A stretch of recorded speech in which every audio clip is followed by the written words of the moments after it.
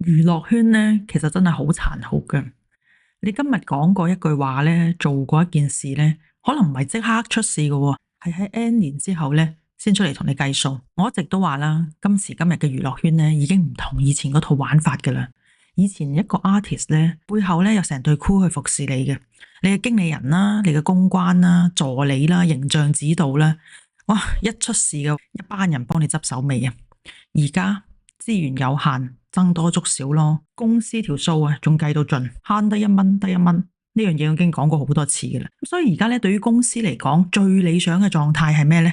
就係簽一個咧，你本身已經有足夠自理能力嘅人就最好啦。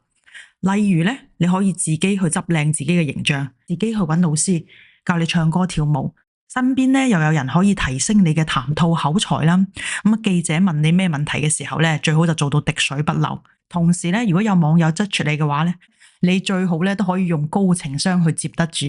咁公司咧自然就會覺得，咦，呢個新人又抵用又安心，正啊！機會咪自然會向你傾斜多啲咯。咁今集咧就係一條教學影片嚟嘅，我想通過 Yumi 嘅案例咧，同大家拆解一下公關危機出現嘅時候咧，新人可以點樣自救。所以今次呢條片咧係適合新進嘅藝人啦，或者想入行嘅素人啦，或者希望可以幫到你哋偶像擋子彈嘅 fans 啦，同埋一啲中意一齊食花生、傾下啲公眾人物咧嘅公關談吐好唔好啊嘅一眾網友同埋觀眾啦。咁大家咧從封面圖裏邊咧亦可以睇到，我當然係想表達咧，希望畫面上右手邊嘅嗰班小花新人女團咧就唔好學左手邊嘅嗰一位啦。咁因為版面有限啦，所以唔可以一一擺上。但係其實對於所有嘅新進嘅新人啦、小花啦，全部都係通用嘅。咁我知道咧有啲 fans 咧都係好希望咧可以提下佢哋偶像個名嘅。咁所以咧我今次就唔再咁懶啦，咁啊逐一點下個名啦。咁有 Wendy 啦、李子晴啦、魏嘉文啦、Jasmine 啦、Esther 啦、Ophelia 啦、莊子璇啦、陳若思啦、Janice 啦、Emily 啦同埋 Jenny 嘅。咁當然啦，上述嘅女仔咧，我覺得大部分都比較叻噶啦，同埋學嘢咧都比較快嘅。咁但係咧做得再多嘅好嘢咧，有時都唔夠一單唔係咁好嘅嘢咧嚟得殺傷力大嘅。有一個咁正嘅案例咧，大家一齊學下嘢都係好嘅。另外咧話時話咧，我喺整封面嘅時候咧，我仲發現咗一樣嘢，就係咧而家好多新進嘅小花咧，佢哋嘅髮型啦、服飾啦、妝容啦，好多都係一樣嘅，甚至咧好多衫咧都係溝住嚟着嘅。所以回歸翻咧最現實嘅嗰句話咧，公司咧係真係要慳錢嘅。冇咁多人力物力財力咧，可以全天候去 service 你。一旦你賴咗嘢咧，好多時候咧就係求人不如求己啦。唔好諗住對住你嘅經理人求救啊！好多經理人咧同你一樣咧，都係咁新嘅啫，一齊邊學邊做嘅。你俾人照肺嘅時候咧，佢可能俾人鬧得重金。所以喺娛樂圈裏邊咧，最貴嘅唔係學唱歌、學跳舞、學演戲，最貴嘅係學講嘢。首先咧，科普一下咩係公關災難。公關災難咧，唔係因為你犯錯，而係因為你犯錯之後嘅解釋咧，你以為自己講清楚，你以為自己天衣無縫，其實觀眾一句都唔信。跟住咧，我哋就正式進入 case 嘅分析環節啦。首先咧，佢今次最大嘅問題咧，就係對於一個口才咁弱嘅 artist 咧，去安排佢進行一個長訪問，就等於係一個自殺式嘅公關，因為你答得越多，漏洞就會越多。咁我諗大家應該都記憶猶新。呢個長訪問咧，唔係淨止今次，對上一次一爆完出嚟之後咧，一樣係 N 個嘅長訪問嚟嘅。我睇過每一個上載嘅媒體咧，嗰條片咧都係10幾分鐘嘅，並且咧佢唔係 N 間媒體咧圍住佢做一次嘅10幾分鐘。咁喺擺明犯咗一個咁嚴重嘅前置錯誤嘅前提底下咧，咁呢樣嘢咧，我覺得咧，如果真正專業嘅 PR 咧，我係唔會孭呢隻鑊嘅，因為應該唔關啲咩公關公司嘅事咯，可能純粹就係一啲非專業人士嘅安排咯。咁我開始都講過啦，而家公司咧慳得一蚊得一蚊，會請咁多專業人士去幫你嘅。最好咧就你自己叻女，知道問題嘅所在，自己去提出，自己去糾正，咁就最好啦。好啦，就算一個口才咁差嘅藝人啦，我都一定要繼續質佢去做長訪問嘅話咧，咁你都可以同佢準備好啲嘅問題，好啲嘅答案，train到佢咧唔會咁傻就最好啦。但係結果咧真係好失望，訪問嘅內容咧係真係冇幫得到佢嘅。首先第一個咧就係說法咧係冇得到個修正嘅，只要你就住人哋鬧你嘅呢啲留言咧去調整你嘅講法咁就得噶啦。咁結果咧都係冇嘅，繼續重重複複同一個理由啊，我年紀細啊，唔 share 嘢啊，緊張啊，咁真係一啲意義都冇嘅。咁另外咧第二點就係缺乏責任嘅承擔啦。成個訪問落嚟咧，大家應該都會得到最後嘅 conclusion 咧，應該就係我錯啦，但又唔係我嘅錯，可能係嗰啲小範圍啊，嗰啲同學群裏邊嗰啲八婆出賣我咯。咁仲要最核突嗰樣嘢咧，就攞埋個家庭嚟賣橙。首先咧，我係唔抹殺呢一樣嘢咧，對佢嘅成長係會有一定嘅影響嘅。咁但係問題咧，會變咗一竹篙打一船人啦。因為好多人都係單親家庭嘅，好多人咧父母做嗰份工咧都唔係咁好嘅啫。咁但係唔係個個都係為呢樣嘢而令自己變得唔好啊，變得自己中意講大話啊，變得自己唔真誠啊，唔會噶嘛，係嘛？你有啲責任擔當啦，認錯就出嚟認。嗱，所以睇到嚟呢度咧，我哋停一停，要同所有嘅小花、所有新進嘅女團、新人偶像，你哋都要 focus 一樣嘢，就係現今嘅時代咧，你盡量都唔好賣慘，因為而家經濟下行啦，工作內捲啦，失業率高啦，你有壓力，我有壓力啦，冇咁多同情心嘅咋，唔好攞嗰啲我阿爸入院啊，我媽心絞痛啊嗰啲嘢，呢啲嘢係冇需要講嘅。好啦，跟住到第三點，就係過度天真型嘅解釋咧，其實係會降低可信度嘅。咁唔知大家仲有冇記憶猶新幾廿年前啦，天真嬌嘅嗰個事件咧？其實咧最傻咧就係用很傻很天真咧去掠過自己嘅嘢。咁就例如咧，我係 A0，但係又係 A1，咁但係呢個 A1咧，其實我又以為係 A0，哇，仲大學生喎，乜 A1 等於 A0，A0 等於 A1咁樣。所以呢啲咁天真嘅解釋咧，令到咧個可信度咧降到越嚟越低嘅。嗱，再講一次，所有新進嘅小花都唔好學。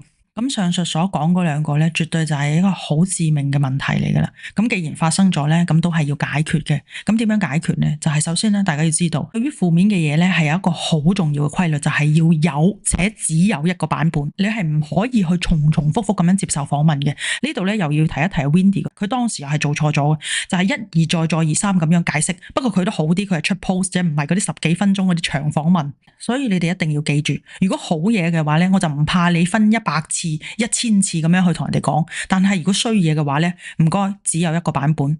第二咧就係喺回應嘅時間裏邊啦，咁好多人咧就會講話公關咧係有黃金48小時嘅，你一定要喺呢個時間裏邊回應。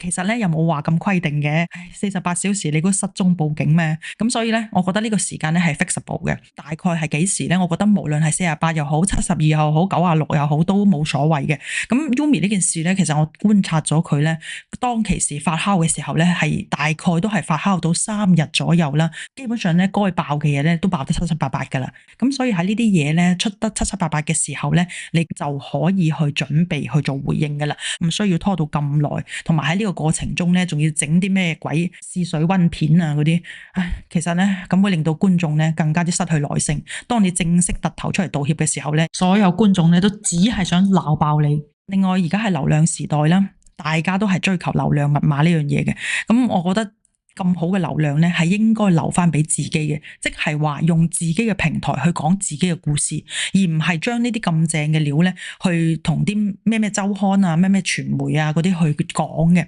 呢種咁老派嘅公關宣傳手法咧，而家真係唔係咁 work 嘅啫。你估基哥咩？你最好咧就將所有流量咧都留翻俾自己。呢一樣嘢咧係包括之前 Wendy 嗰度咧都係做錯咗嘅，你最好將所有嘅流量咧都俾翻晒自己咯。首先咧佢就應該喺自己嘅賬號裏邊咧發一份簡短嘅聲明。如果你話你自己中文唔好咯，咁你咪寫英文咯。咁你如果文筆都唔好啦，咁你咪揾 AI 去輔助咯，去幫你改咯。反正咧就簡簡單單就得噶啦。咁然後咧靜態嘅我又要，動態嘅我又要，兩邊嘅流量都要食晒嘅話咧 OK 嘅，你可以再出一條道歉嘅短片。咁裏邊咧一定要有道歉三寶。呢個道歉三寶係我講嘅，包括 Wendy 嗰陣時我已經講過噶啦。